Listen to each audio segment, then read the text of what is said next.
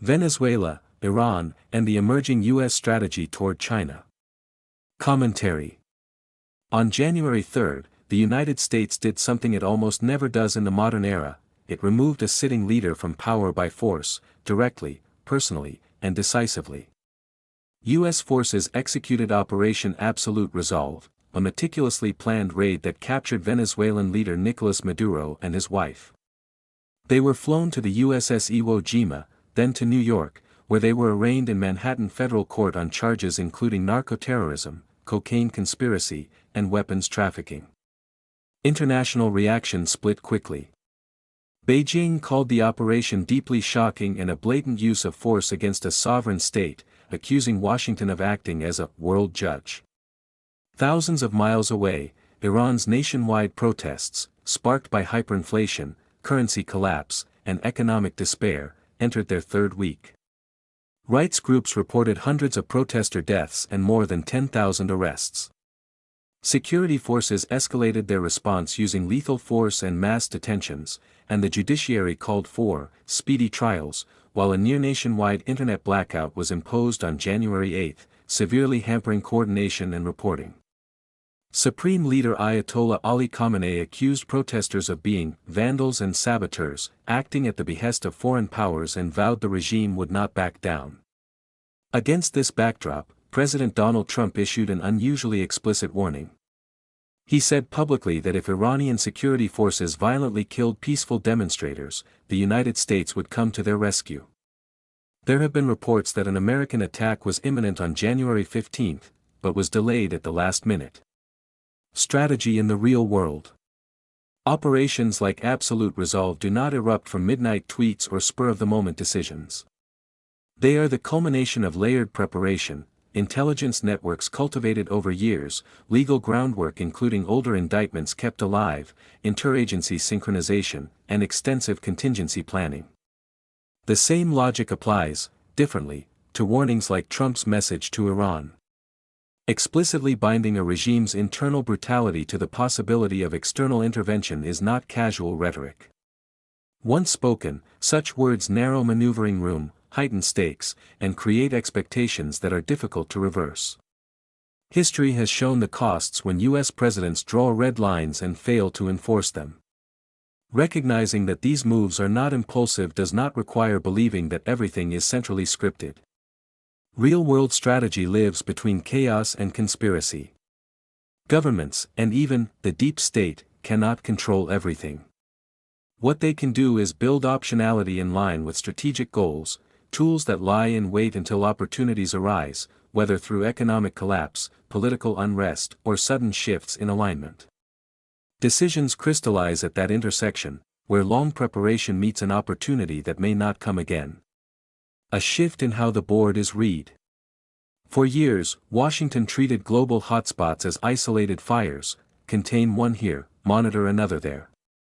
However, when American attention fixates on those fires, the Chinese Communist Party has repeatedly advanced, often without provoking unified backlash, and often supporting those fires from behind the scenes.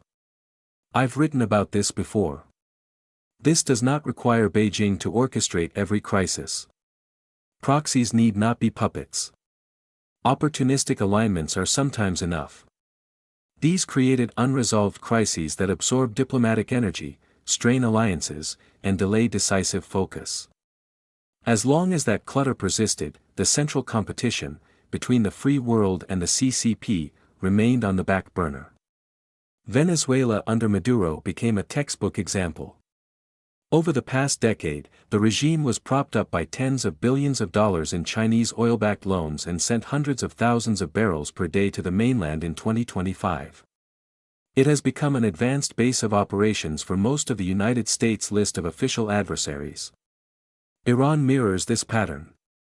A long-term strategic pact renewed in 2025 deepened energy flows and military cooperation, helping Tehran evade sanctions while anchoring U.S. attention in Middle Eastern volatility. The 2025 national security strategy no longer treats regions as silos. It frames them as parts of a single contest of great power competition, with China identified as the pacing threat. Russia is treated as secondary, freeing strategic bandwidth for Asia, while the Western Hemisphere is explicitly prioritized against non-hemispheric competitors through migration controls, drug interdiction, and infrastructure posture. This resembles a modernized revival of hemispheric enforcement logic, less tolerance for foreign footholds in the Americas that can translate commercial presence into strategic leverage. Rolling up the board. Here is a possible hypothesis to connect the dots.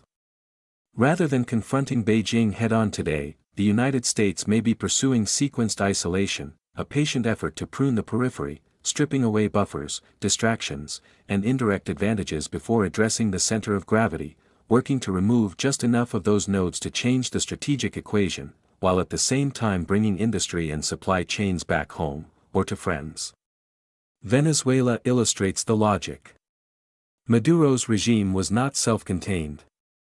Cuban intelligence and security services allegedly helped sustain internal control in exchange for subsidized oil, supporting Havana's economy amid embargoes. Chinese loans and energy arrangements provided financial oxygen. Alongside other foreign support networks, this created redundancy and resilience. Remove Maduro, and the effects cascade. Havana loses a critical lifeline. A sanctions bypassing oil channel tightens. Foreign footprints scatter. One node comes off the board, and others weaken automatically. If protests in Iran, combined with explicit U.S. warnings, accelerate fractures in Tehran, the ripple effects extend beyond Iran itself, a major energy conduit narrows, a regional proxy hub strains, and another persistent distraction engine becomes less reliable, as well as fewer drones for Russia to use in the Ukraine war. At the tactical level, American pressure increasingly targets individuals and networks rather than abstractions. Extraditions, asset seizures, and intelligence exposure replace broad condemnations. Trump's Iran rhetoric fits this pattern. It ties street-level repression directly to geopolitical consequences, erasing the old firewall that allowed domestic brutality to remain diplomatically compartmentalized. The common thread would be ecosystem thinning, fewer places for Beijing to outsource pressure or harvest gains while attention remains elsewhere. Meanwhile, U.S.-China dialogues continue, trade negotiations meander, and summits yield platitudes, not from renewed trust, but as a tactical delay, buying time while the surrounding environment is reordered. It is important to note here that the CCP has proven, in both cases, as well as in the Iran-Israel war over the summer, that it does not stand by its allies and proxies when push comes to shove. This sends a powerful message to all other leaders who have signed forever partnerships with China. To be historically honest, the United States has also abandoned allies more than once or twice in the past.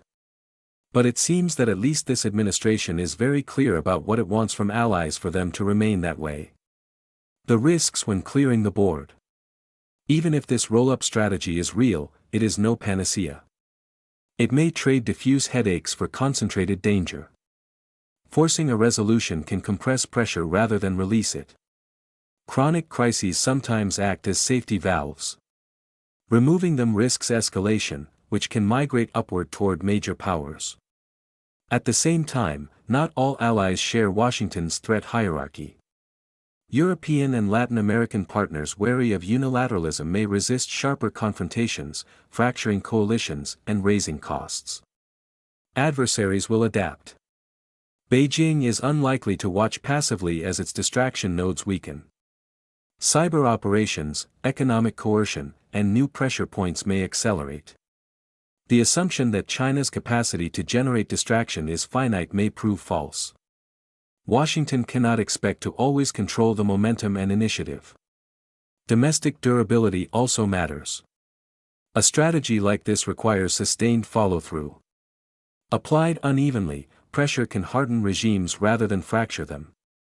Political cycles, like the 2026 midterms, could interrupt execution, producing outcomes worse than the status quo. Finally, personalization reduces ambiguity. Crossing unseen thresholds can quickly collapse de-escalation space, as regimes respond to existential pressure with unpredictable moves. What would make this real? Strategic pivots reveal themselves through patterns, not speeches.